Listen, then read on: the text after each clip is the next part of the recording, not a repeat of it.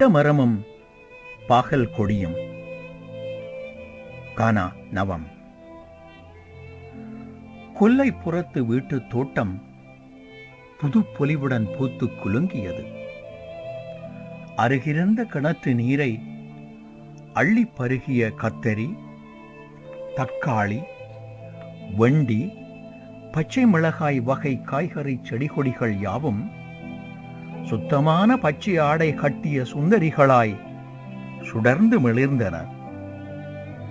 பல வண்ண பூக்களும் பச்சை இளம் பிஞ்சுகளும் காலமறிந்து பழுக்க காத்திருக்கும் காய்களும் தாங்கிய தாவரங்கள் தத்தமது தாய்மையை பறைசாற்றியபடி தேன் தேடும் வண்டுகளும் மகரந்த மணி பூசும் வண்ணத்து பூச்சிகளும் பழம் தின்னும் பசுங்கிளிகளும் காக்கை குருவிகளும் அத்தோட்டத்தின் காலை நேர அழைப்பில்லா விருந்தாளிகள்.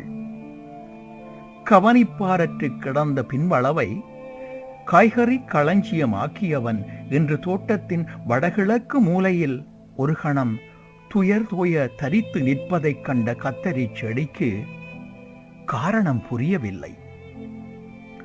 கூட நின்ற தக்காளி செடியொன்று குறிப்பறிந்து கூறியது, ஓரிரு மாதங்களுக்கு முன்னொரு நாள் தெருக்கோடியில் தேடுவாரற்று கிடந்த பால்மரவா பாலகன் போல் பாகற் செடியொன்று அனாதரவாய் அந்த வடக்கு மூலையில் துளிர்த்து நின்றதை பார்த்திருந்தாயல்லவா?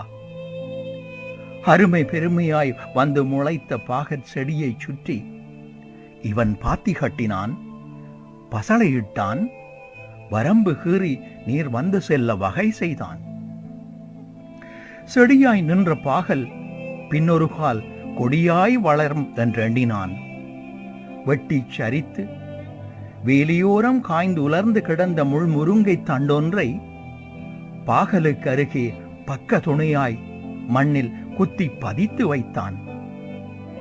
இன்று நடப்பதென்ன பார்த்தாயா?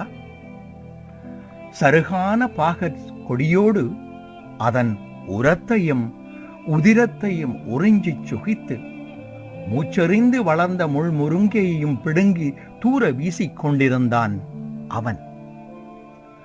குழப்பத்துடன் கூர்ந்து நோக்கிய கத்தரியை பார்த்து தக்காளி தொடர்ந்து சொன்னது, பற்றி படரவென்று பாகற்கொடி அருகே பட்டமரம் நட்டு வைச்சான். பட்டமரம் துளிர்த்ததனால் பாவம் பாகற்கொடி செத்து போச்சு.